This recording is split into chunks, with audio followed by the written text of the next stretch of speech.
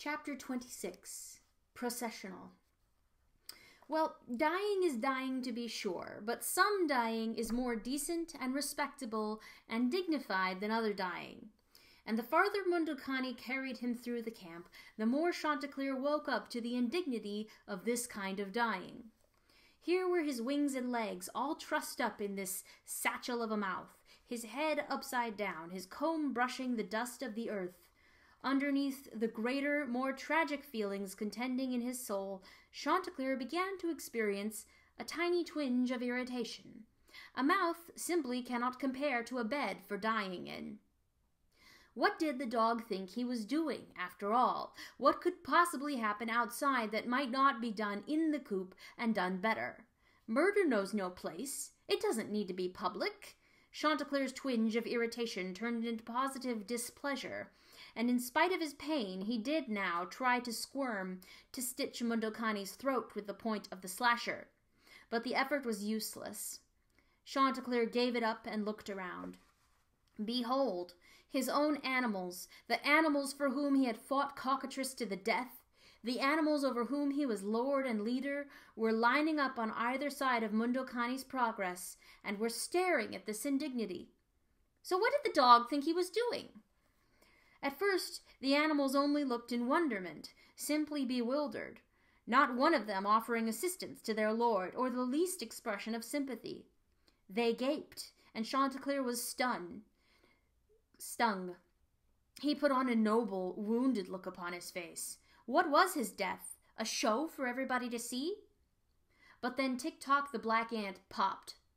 Perhaps the long strain of this war had finally affected his manners, his propriety, his soldierly poise. Or maybe the fact that Worm and the river were so impossibly close to them all had unloosed his senses. Whatever the reason, when Tick-Tock saw this sight, he began to giggle a crazy giggle. He didn't mean to. As soon as the giggle had dribbled out, he stooped over and buried his tiny black head in the dirt. But his little body shook, and the giggle came out anyway. That giggle started things. As if on command, 1,000 black ants broke ranks, and all of them began giggling too. And then many animals were giggling. They hid their giggles as best as they could. They were ashamed of them, but they couldn't help it, and they giggled nonetheless. Chanticleer's head, his comb, and his wattles were hanging like baggage out of one side of Mundocani's mouth. Out of the other side there stuck his proud flag of a tail, and Mundocani held his own head, with all of its ornaments, very high. Now, a giggle is only the promise of things to come. It is the weakness in a strong defense, and once this weakness has been found, the rest of the attack is sure to follow. The animals were attacked. All in spite of themselves, shaking their heads and full of guilt at what they were doing, they exploded. They burst out laughing. Chanticleer wasn't displeased anymore. He was mortified. "You sack!" he cried, and the pain which stabbed him from that cry assured him that this ridiculous ride was not a dream. But Mundocani took no notice, either of the rooster's rage or of the insane laughter all around him. He continued to walk steadily toward the wall. "What the devil is the matter with you?" Chanticleer roared from his upside-down head. "I told you to get away, not to take me away." And then he coughed. The more the rooster cared about his humiliation, the less he cared about his pain. Oh, he would endure the pain if only he could get 3 bloody honest swear words in at this outrageous mongrel. Animals were falling down all around him, helpless in their laughter. Weasels rolled back and pounded the ground. Otters slithered on their backs, kicking the air, pounding, holding their sides. The sheep sniggered out of the corners of their mouths. Pigs lowered their eyes and burped offensively. The ducks and the geese set up an infuriating beeping, and even the hens, lo, the hens cackled like stuffed nincompoops. The whole camp dithered and giggled, shouted, roared, snorted, and laughed. And they weren't ashamed of it anymore. At the lip edge of disaster, they had all gone mad. And Mundocani, his mouth stuffed full of a rooster, his head high and purposeful, saw nothing of it.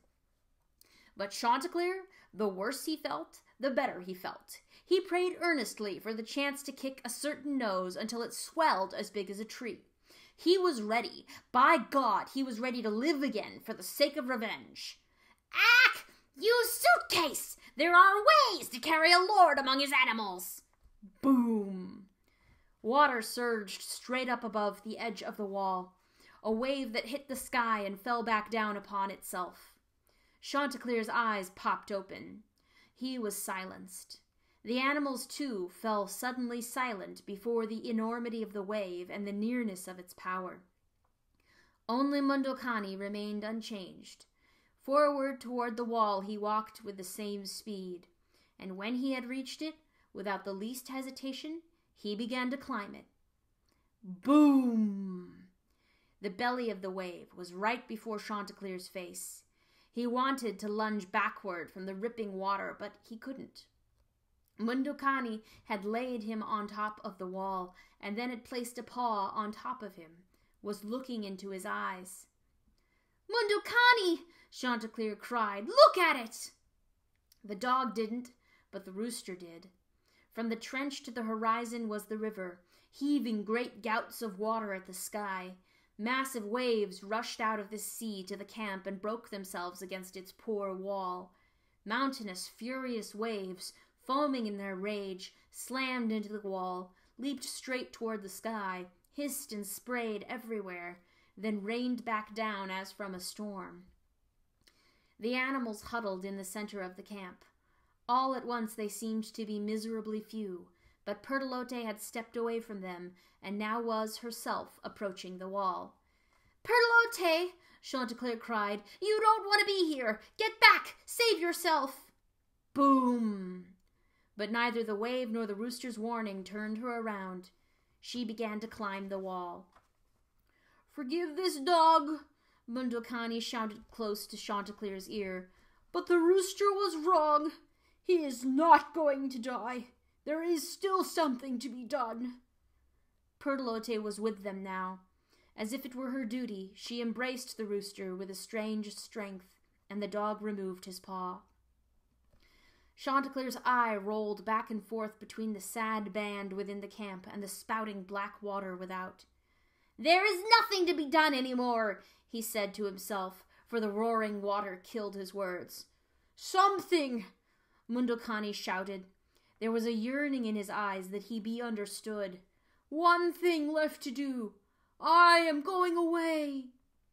"What?" Chanticleer would have stood up to face the dog, except that Pertolote's hold restrained him. "This dog must leave now." Chanticleer's eyes blazed. "This is an answer?" "It must be done." "I knew it! You wretch! No dream at all, but the truth I saw. I knew you for a traitor. You wretch! Oh, you wretch! Be gone and be damned! You and your everlasting tumor! It'll do you no good." For the second time in a little while, Mundokani gazed upon Chanticleer with a stricken pain. Chanticleer turned his head away and stared at the heaving sea on the other side of the wall. Boom, boom, boom. The waves hit the wall in running succession. Something soon must break under such an almighty bombardment. When the rooster looked back again, the dog had gone. Pertolote and he were alone on top of the wall. It was then that the earth opened up. Chapter 27. A Dog with No Illusion. The Last Battle, the War. "Some worm! Subterra!"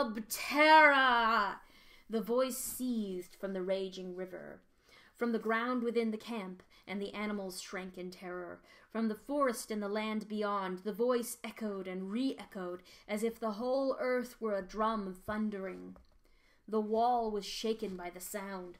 Parts of it cracked, other parts crumbled. It seemed to Chanticleer that he was hearing the voice through the very trembling beneath his feet. "Some worm! Subterra! There was a chance once, Chanticleer, but the chance is no more." This voice was legion, a chorus of voices, 1,000 choirs singing all around his head. I am Worm from underneath the earth, coming, I mean to be free. The little rooster on the top of the wall and facing the sea, Chanticleer, in the grip of Pertolote, began to shriek, "Come, snake! Viper! Come! I don't care anymore! This is the way that it ends!" The shaking of the earth grew more violent. Whole sections of the wall slipped sideways, broke into great tumbling chunks, and then there were gaps in the wall. A mysterious confusion struck the waves of the sea. Instead of their rhythmic rolling toward the camp, there was a dizzy turning. They slapped and struggled against one another, giants without direction. They came together, these waves, like enormous hands, clapping. Chanticleer jerked against Pertolote's hold, writhed in her wings. "Why not?" he screamed at the breach in the wall, as it came very close to him. Soon he and Pertolote were on a narrow pedestal, and nowhere to go. "Why not? This is the way that it should be, Worm. It is all falling apart." In spite of his broken body, he doubled his efforts to tear himself out of Pertolote's grip, and he would have slashed her too if he could have. But a ponderous growl ascended from the river, a new sound, and then the very earth sprang back. Chanticleer was thunderstruck. As if the earth had a mouth, as if that mouth were opening in a yawn, a chasm had opened up where once there was a battlefield. The pedestal, the whole camp, moved backward, slowly, as if in reverence before this hole, to give it space. Suddenly Chanticleer and Pertolote were on the edge of an abysmal cliff, while across the chasm the other edge was hidden by the torrents of water falling into it. To the left and to the right, as far as the eye could see, the crack in the earth went away, and the gorge was widening. The mantle of the earth had split. "Some worm, sub terra." The voice was greater than the roaring of the waterfall, falls that had no ending either east or west. The chasm was drinking the entire sea before it, and the sea rushed into it like suicide, but ever farther the sea and the falls moved away from the rooster and the hen beside him. The gorge was widening. "Coming, I mean to be free." Now, for the first time, this great voice had a single source. And in spite of himself, Chanticleer found that he was bending forward to see the bottom of the chasm. As he did, he felt as if he were high in the air and in danger for his life. But he looked. It was from there that the voice rose up. "Worm," he whispered, but still he saw nothing. He saw the waters cascade and boil at the bottom. He saw the rocky maw of the earth still separating in the deep.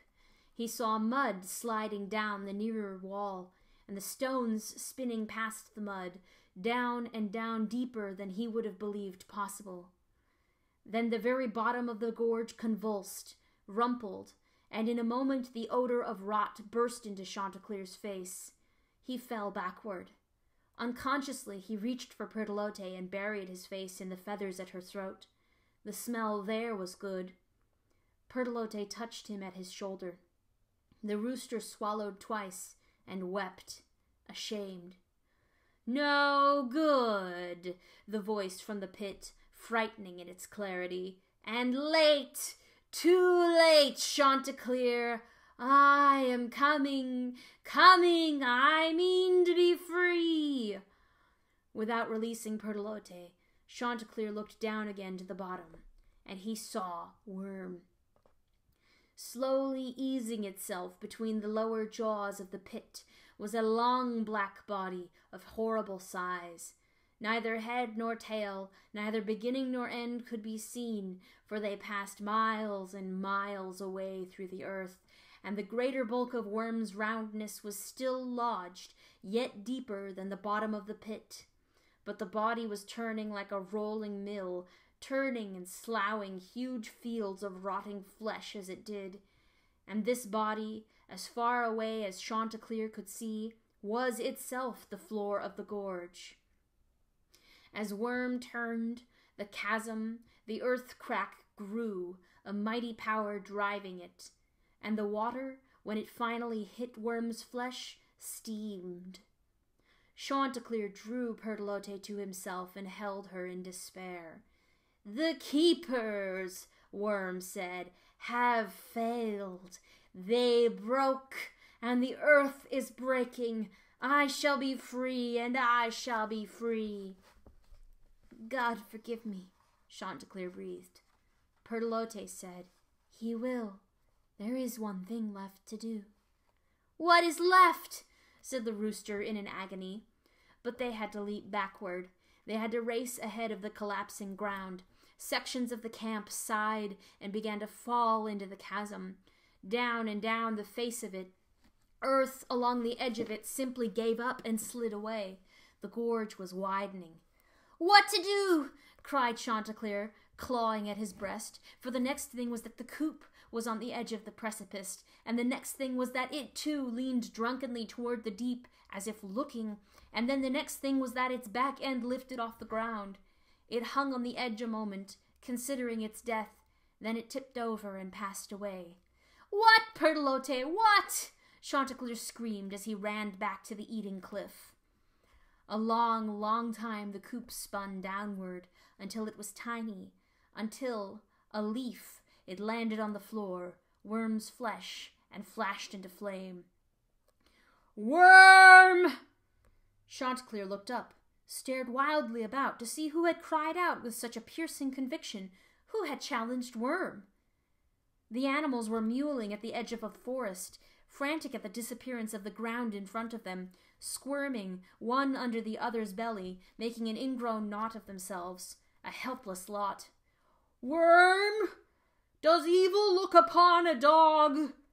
Not from the animals, but running in a shaggy, loping, easy gait along the very lip of the chasm, never missing a step, staring nose over into the vile depths, Mundocani, far, far west of the rooster. "Worm! Look at me! Worm, see me! A dog! A dog! A nothing to look upon!" Chanticleer, too, was on the edge. He saw the body cease turning for a little moment. Worm, wound through the earth, held still. "A dog is going to fight with you!" Now Chanticleer shot a narrow look at this dog. Fight with him? For God's sake, Mundocani! Suddenly a closer look, and recognition. Mundocani was carrying a weapon. Wood, it seemed, like any other bleached branch, but curved and dangerously sharp. Or bone brought to a lethal point. Or this. It looked exactly like the lost horn of the dun cow. "Oh, Worm! Oh, Worm!" Mundocani cried, bellowed, challenged in a ringing, imperative bark. So lightly he ran along the wasting cliff, dancing away from the chunks that nodded and tumbled in. Mundocani had a talent. "Oh, Worm! Great Worm! Afraid to look at a nothing, a nose, a flea! Fears to see the speck that calls him out! Such evil to split the earth, but from a dog to hide! Worm!" A cry to heaven and earth, a cry to all the regions underneath the earth. "Worm!" Chanticleer cast a quick glance to Pertolote. She had known this, but when he looked at her, he saw that she was huddled to the earth, covering her face and her eyes and her ears against Mundocani's lonely game. Chanticleer's heart split. He began to gather dust and throw it upon himself. The high, thin wail of grief and guilt rose up from his chest and filled the air around him. "Oh, my God!" he wept. "Worm! Worm! Worm!" Mundocani was sneering. Needles he sent with the utmost scorn down into the pit. He was running the edge far, far away from Chanticleer. Then the body below began to move again. Not turning this time, but with a new purpose, it slid straight in the crevice, bunching and sliding, bunching and sliding. "A dog is going to fight with you!" It is right. Of all the noble, a dog is chosen. Look at me, worm, and see yourself, evil worm.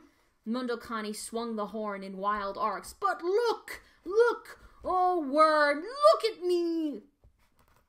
Then deep in the gorge, sliding out of the stone, out of the dungeons of the earth, there came a single steady eye.